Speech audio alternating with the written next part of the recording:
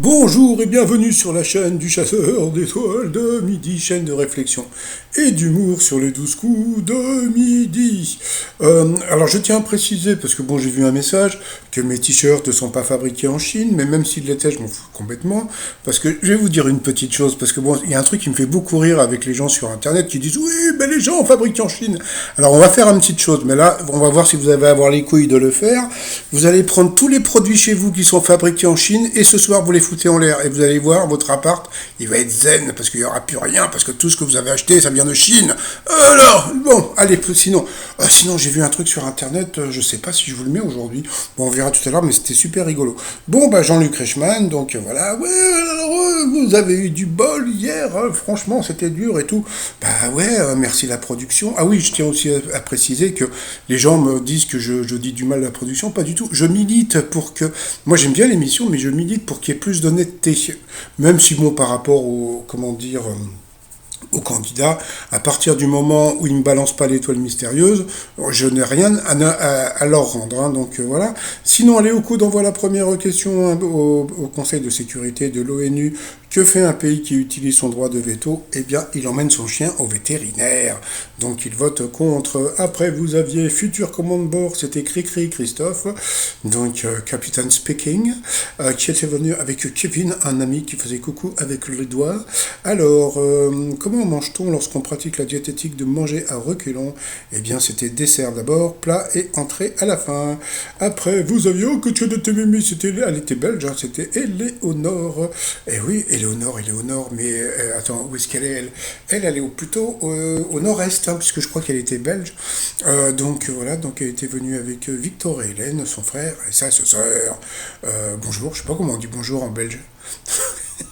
On dit bonjour, connard. Ah, d'accord, ok.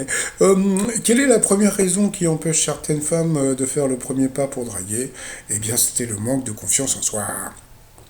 Après, vous avez cette personne qui s'appelle toujours donc Martine, qui ressemblait à une actrice, je ne sais plus laquelle, mais bon, c'est pas grave.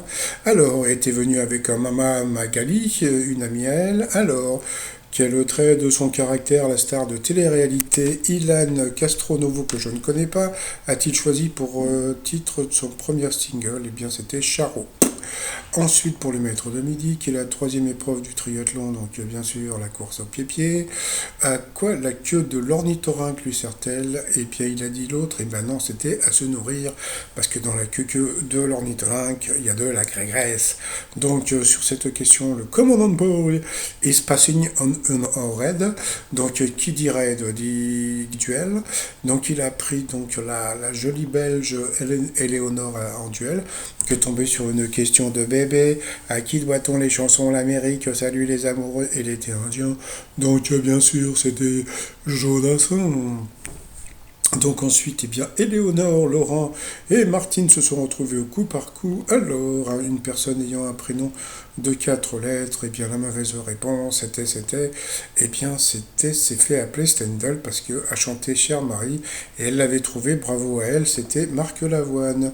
Ensuite, dans un film où il est en vedette, Louis de Funès est déguisé en, et là, elle n'a pas trouvé, pourtant, c'est Touriste américain et fantôme, c'était, non, et Grande Dame d'Espagne, c'était connu, les autres, peut-être un peu moins. Donc là, elle est passée à l'orange. Ensuite, quelle proposition est la traduction du nom d'un rappeur ou d'un groupe de rap? Donc la mauvaise réponse, c'était Confiture de perles, hein, donc c'était Pearl Jam et Run DMC, et donc Eleonore a donné la bonne réponse. Ensuite, quel fils de aujourd'hui plus célèbre que son père, pourtant lui-même très connu? Eh bien la mauvaise réponse, c'était vraiment pas évident. C'était Peter Bruegel, le jeune. Je ne savais même pas que le vieux était connu. Donc là, elle est passée à l'orange. Et ensuite, dans quelle célèbre chanson le titre est-il répété au moins 5 fois? Eh bien, c'est notre sympathique Martine qui a donné donc la mauvaise réponse. J'ai demandé à la lune n'est pas dit plus de 5 fois. Donc sur cette question, elle est passée au rouge. Qui dit rouge dit duel. Et elle a eu les oiseaux, les vévères, les ovaires de prendre le maître de midi en duel. On regarde la vidéo, on dit qu'est-ce qu'il me raconte? Je suis là avec mes ovaires.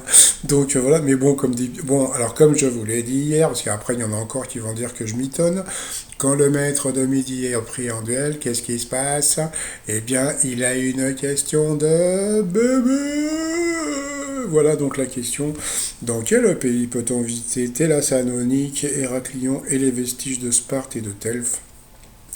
Donc, bien sûr, c'était en grec, en Grèce. Donc, voilà. Donc, Martine a été éliminée. Donc, elle qui regardait très peu l'émission, elle va se rendre compte que, eh ben, il y a des trucs, comme dirait Gérard Majax. Donc, ensuite, eh bien, le maître de midi et Éléonore se sont retrouvés en coup fatal. Et à ce moment-là, qu'est-ce qu'ils ont fait? Mais qu'est-ce qu'ils ont fait? Ils ont envoyé la pub. Ah, Allez, retour de pub et premier coup fatal. Donc, question pour le maître de midi. Quel footballeur français évoluant à Manchester est surnommé la pioche? Donc, bien sûr, c'était Paul Pogba. C'était son anniv aujourd'hui. Ensuite, qui incarne le personnage de Cyril Gosbot dans l'émission Fort Boyard? Donc, elle l'a pas su. Alors, le truc était super rigolo, c'est que, bon, elle a passé, mais bon, aujourd'hui, c'est l'anniversaire de Cyril Ferraud. Donc, c'est pour ça que vous avez eu cette question. Ah, pareil, après, traditionnellement, quelle couleur de vin utilise-t-on pour faire de la sangria? Donc, bien sûr, c'était rouge. Qui joue Gabriel Solis dans la série Desperate Housewife? Donc ça c'était pour lui, il l'a pas trouvé. Pourtant c'était Eva Longoria et c'était son anniversaire aussi aujourd'hui. Bah oui, voilà quoi.